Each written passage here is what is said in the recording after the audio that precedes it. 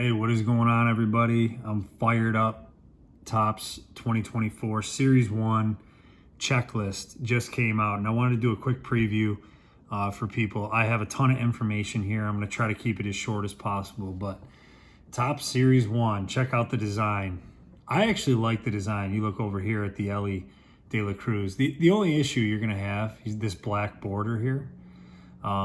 It's going to be a little bit difficult to get like gem mint 10 type cards. As we know, with black border, you get chipping and just flaws are able to be noticed a lot easier. But the checklist is so good. I'm just fired up about it. I really think it's like an all-in spot to buy quite a bit of this, because the rookie class, there's just so much potential.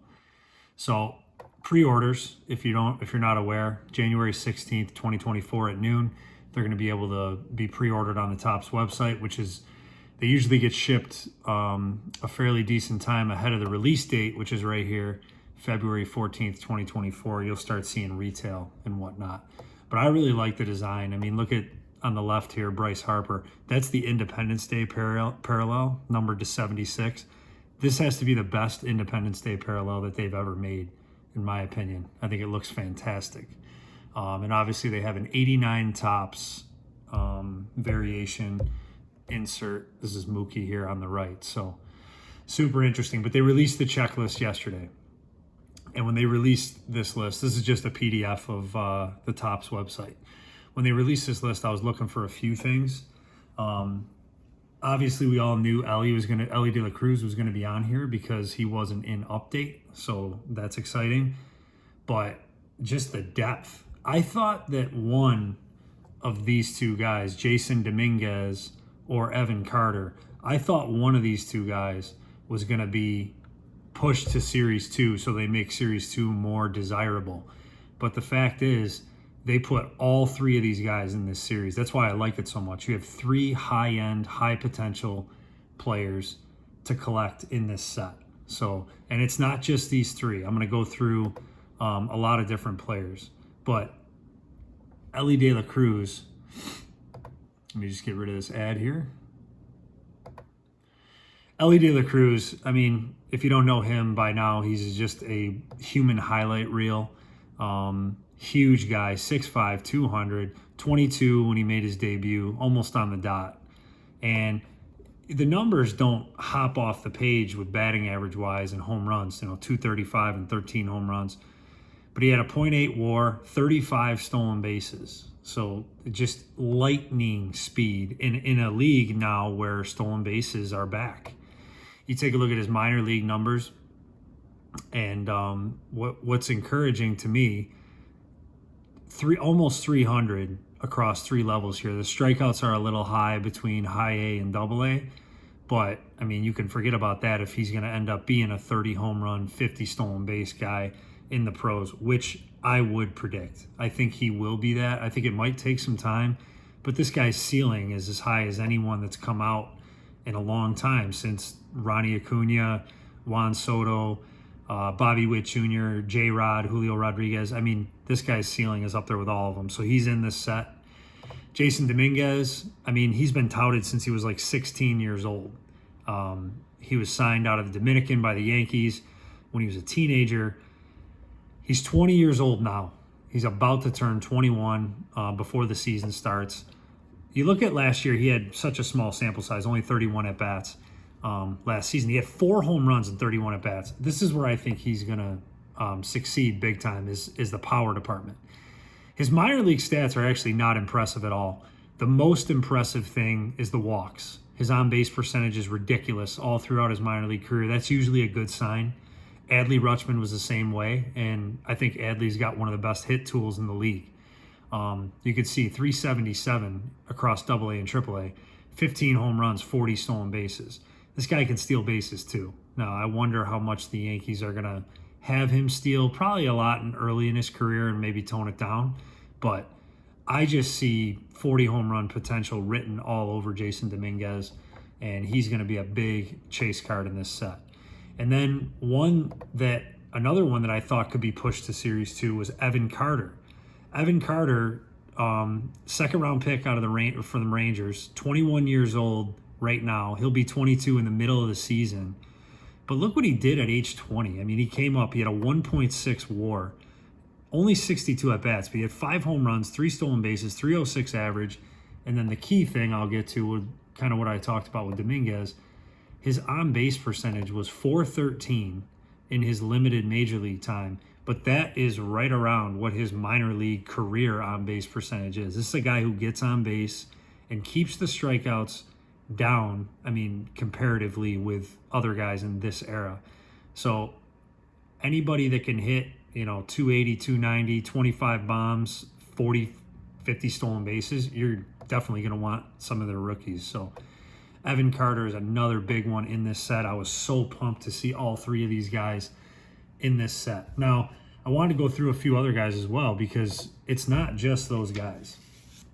Like if you scroll down here and you look, Brian Wu is an interesting pitcher. He did okay. He was about league average last year as a rookie.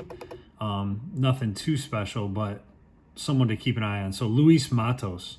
Luis Matos was a top-end prospect for the Giants. He had 228 at-bats this year. He batted .250 with only a couple home runs. But in AAA and AA, Luis Matos, between the 2 levels, batted .331 last year. So this is a guy that has real potential to be something here. And another guy to look for sure. I'm just going to keep scrolling down so you guys can kind of see the checklist. Emerson Hancock was a top prospect pitcher for the Seattle Mariners. He'll be interesting to see what he does. He really struggled when he came up. Noah Shanuel, this is a guy who, for the Angels, was drafted in the first round, 11th overall in 2023. He came up, batted .275 with 1 home run in a very small sample size. And he came straight from AA, so they like him if he's skipping levels. Sorry, this thing keeps jumping on me. Let me get back up here. There we go. There's Dominguez. We already talked about. Jordan Westburg is interesting for the Orioles. They're loaded with prospects. Obviously, they had Gunnar, they had Adley, and Westburg is more of a safer type player. He had 208 at-bats, batted .260 with 3 homers and 4 stolen bases. But in the minors, he was a .295 guy with 18 home runs, and that was in AAA. So you wonder if he can carry that power over. I'm not really sure about that, but I still think he can be a .280 hitter and be a decent player. Sal Frelick. Sal Frelick's a great outfielder for Milwaukee. He kind of came up and was red hot to start the year, but he ended up with about 198 at-bats and a .246 average with 3 home runs and 7 steals. He was over 300 in the minors, though, so he's interesting as well. Curtis Mead, top prospect for the Rays. He was one of the chase cards in one of the Bowman products. Mead struggled a little bit, but batted .253 with 1 bomb. He's a .287 career minor league hitter with a good on base. So this is another guy, potential, top of the order type player with his on base percentage there. Quinn Priester here for the Pirates was a top prospect. I think he was in the MLB Top 100 a couple years ago. We'll see where he ends up. Pitchers, this is a really bad class for pitchers, but we don't care about that when we're going all in on a set. Obviously the players offer you way more value. There's Ellie De La Cruz. He's going to be number 141 in the set. Scrolling down, Nick Gonzalez was a top prospect for Pittsburgh. He really struggled at the start, but in AAA, he had .281 with 14 bombs, so that's pretty good. Zach Geloff is one of my underrated favorites. Zach Geloff for Oakland, first of all, he's going to get a ton of opportunity to play. You don't have a good team there, so that helps. He had a 2.6 WAR and 270 at-bats in his first full big league season. 267, 14 homers, 14 steals. I really like Zach Geloff. He seems like a good long-term investment. He just reminds me of a guy who might play for a really, really long time in the league. Maybe he's not an absolute superstar, but he's still going to be a decent player. Now, not all these guys are going to turn out. I'm aware of that, but I'm just trying to show the depth of the class as a whole. Christian Encarnacion Strand for the Reds. I'm not a huge fan of this guy, but he's got power. 270 hitter, 13 home runs and 222 at-bats. He's a 20 home run guy, so that alone makes him interesting. I'm a Mets fan, so Ronnie Mauricio. Ronnie Mauricio's big kid, big lanky shortstop. Can play multiple positions for the Mets.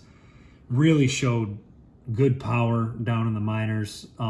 23 home runs, 24 stolen bases, and a 292 average in AAA. He came up here, he hit 248 with 2 bombs and 7 steals, so you can see the speed translated. I think the power eventually will translate. I got him as a 25 to 30 home run guy as well. Marco Luciano was a top 10 prospect in the MLB for the Giants. Now, things have kind of slowed down on him. He's had some injuries. He came up this year. He only had 39 at-bats, but he's a player to watch. I mean, you're not a top tier, top 10 prospect for no reason. Tyler Soderstrom, rookie catcher for the Oakland A's. I'm not sure about Soderstrom. He really struggled to hit major league pitching when he came up. He had 125 at-bats, and he couldn't even get above 200 for his bat. I mean, he just really struggled. But in AAA, he hit 252 with 21 home runs, and he's only 22 years old. So this is a young catcher. He's going to take some time. My guess is he platoons this year, or maybe they even send him down and give him a little more time. We'll see about him. Colton Cowser was a top prospect for the Orioles, first-round pick for them, I believe. He is another guy, just like Soderstrom. Really struggled, but he hit 300 with 17 home runs in AAA, and I think he'll get an opportunity this year, but if he doesn't make an impact right away, he's another guy that might be sent down. Jordan Balazovic for the Minnesota Twins is a rookie pitcher to watch. He's interesting. Let's see who else. We're getting towards the end of the set here. Henry Davis, former #1 overall pick for the Pittsburgh Pirates. Henry Davis started out hot, kind of slowed down a little bit. Ended up finishing with a 213 average with 7 home runs and 225 at-bats. He's just got to get the home run numbers up because his hit numbers way better than 213. He batted 300 across AAA and AA. I see him as a 240, 250 hitter in the pros, and hopefully he can get up around 20 home runs, but we'll see.